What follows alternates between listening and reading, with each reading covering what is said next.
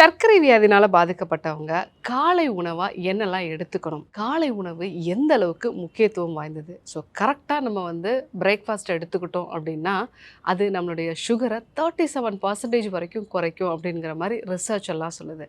அதை பத்தி தான் நம்ம இன்னைக்கு பார்க்க போறோம். ஸோ இந்தியாவுல அதிகமான மக்கள் சர்க்கரை நோயினால பாதிக்கப்பட்டிருக்காங்க. இதற்கு என்ன உணவுகள் எடுத்துக்கணும்? என்ன உடற்பயிற்சி எடுத்துக்கணும்? என்ன மூலிகைகள் எடுத்துக்கணும்? இந்த மாரி எப்பவுமே ஒரு தேடலோடைய மக்கள் வந்திருக்காங்க.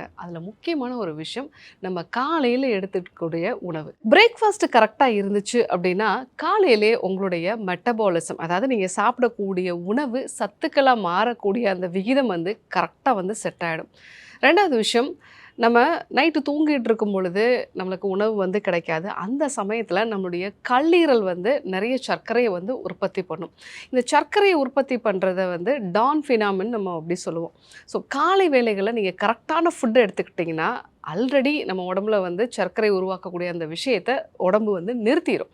ஸோ அந்த விஷயம் கரெக்டாக நடந்தது அப்படின்னா இந்த ஃபாஸ்டிங் சுகர் அதிகமாகிறது அப்படிங்கிறது உங்களுக்கு நார்மலாக ஆரம்பிக்கும். மூணாவது முக்கியமான விஷயம், நீங்கள் மார்னிங்கில் கரெக்டான பிரேக்ஃபாஸ்ட் எடுத்துக்கிட்டீங்க அப்படின்னா உங்களுடைய உடம்புல இன்சுலின் ரெசிஸ்டன்ஸோட அளவு குறைய ஆரம்பிக்கும். ஸோ பேன்க்ரியாட்டிக் செல்ஸில் அதிகமான அளவுக்கு ஒரு ஸ்டிமுலேஷன் இல்லாமல் ஃபாஸ்டிங்கில் இன்சுலினோட அளவு குறையும், இன்சுலினோட ரெசிஸ்டன்ஸும் குறையும். ஸோ மார்னிங் நீங்கள் எந்த அளவுக்கு ஹெல்த்தியான ஃபுட்டு எடுத்துக்கிறீங்களோ அந்த அளவுக்கு உங்களுடைய சுகர் அப்படிங்கிறது குறையிறதுக்கு நிறைய வாய்ப்புகள் இருக்குது.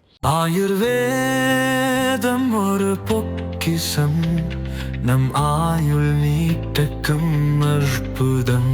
டாக்டர் ஸ்ரீவர்மாஸ்.